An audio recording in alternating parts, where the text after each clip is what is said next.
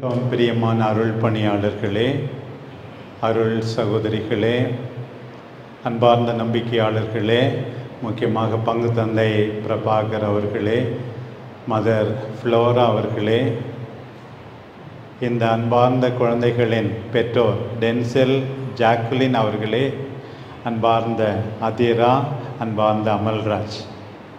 It's a great day for you today. When you were baptized, you were not aware, but today you are fully aware. ஆண்டவரை முதலாக வரவேற்பதால் தான் உங்களுக்கு மிக முக்கியத்துவம் இன்றைக்கு கொடுக்கப்படுகிறது. அதை நாம் மறந்துவிடக்கூடாது. உண்மையாகவே டென்செல் ஜாக்லின் குடும்பம் பக்தி நிறைந்த குடும்பம். சாதாரணமாக தொடங்கி ஆண்டவர் இவ்வளவு ஆசீர்வதித்திருக்கிறார், உங்களையும் ஆசீர்வதித்திருக்கிறார். The Lord has blessed you abundantly, my dear children, with good education, good parents, good grandmother and so many other relatives. You have to be grateful to God. இன்றைய முதல் வாசகம் தமிழில் நீ வாசிச்ச, அதில் என்ன சொல்லியிருக்குன்னா, ஆண்டவர் ஒரு சின்ன தளிர் கிளையிலிருந்து அதனுடைய ஒரு பகுதியை எடுத்து உயர்ந்த மலையில் போய் அதை நட்டு வைப்பாராம். நட்டு வச்ச உடனே அது பெரிய, ஏற்கனவே உயர்ந்த மலை, அது உயர்ந்த மரமாகிறது. அதில் எல்லா பேர்ட்ஸும் வருதாம். இது எப்போ மக்களுக்கு சொல்லப்பட்டது என்றால், இந்த இஸ்ராயல் மக்கள் பாபிலோனில் அடிமைகளாக இருந்தார்கள், நாடு கடத்தப்பட்டிருந்தார்கள். They were really suffering quite a lot. They thought everything is over. The Lord gives hope. அதுபோலத்தான் ஆண்டவர் நம்பிக்கை கொடுக்கிறார். ஆண்டவரால் முடியாதது எதுவுமே கிடையாது. He gives hope, encouragement. Your strength is from the Lord. அதைத்தான் அன்பார்ந்த குழந்தைகளே நீங்கள் புரிந்து கொள்ள வேண்டும். எல்லாம் முடிஞ்சு நினைக்கிறாங்க, இல்லை, எல்லாம் முடியல. ஒன்றும் சாதாரண தொடக்கம், ordinary beginning. Now you are going to become a great tree. All the birds, all the nations are going to come to you. That's what today's first reading says. In the gospel of today, we hear that Jesus taught them with parables. ஆண்டவர் என்ன சொல்றாருன்னா, ஒரு விவசாயி, a farmer is there, he is sowing seeds. அவனுடைய பங்கு குறைவு தான்.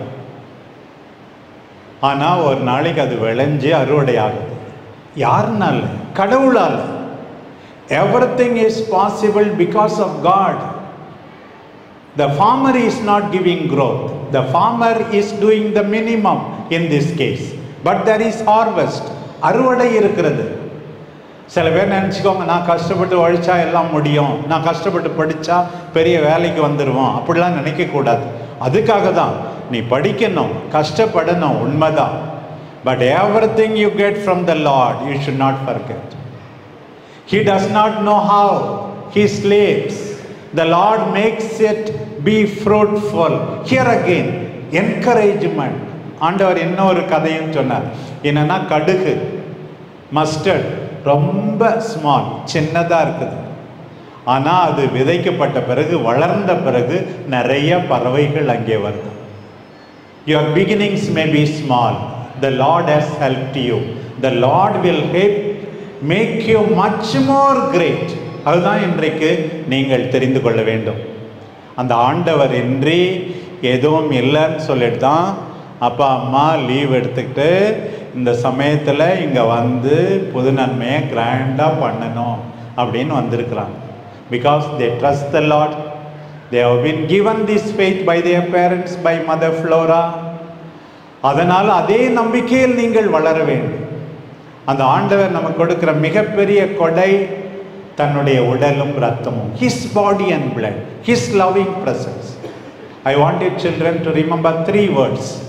First of all, the Eucharist, contemplation. We all should remember cross. நம்ம எல்லாரும் ஒவ்வொரு முறை பூசையில் பங்கெடுக்கும் போதும் யோவானோடும் மாதாவோடும் சிலுவை அடியில் நிற்கிறது தான் நினைக்கணும்.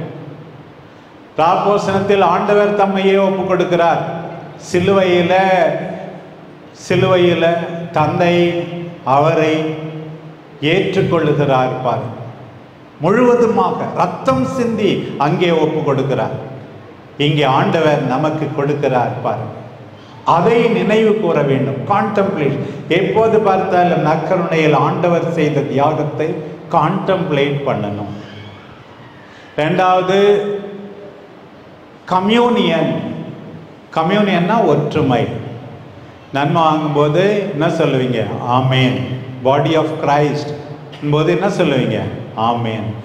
Not only to him, we have to say to Denzel, Daddy, Amen, I accept you. To Mother Jacqueline you have to say, Daddy, Mummy, Amen. ஒவ்வொரு உறவினருக்கும் ஆமேன் என்று அவர்களை ஏற்றுக்கொள்ள வேண்டும். அவரோடு உறவு, மற்றவர்களோடு உறவு. இறுதியாக consecration. So contemplation, communion, consecration. Consecration போது உன்னையே நீ மற்றவர்களுக்கு கொடுக்க வேண்டும். உன்னையே நீ மற்றவர்கள். You have to help others in your own way. When you grow big, when you earn lot of money, you have to be very charitable and help the needy. நாக்க நீட்டி கையை நீட்டி நன்மை வாங்கினா போதாது, கையை நீட்டி நன்மை செய்யணும்.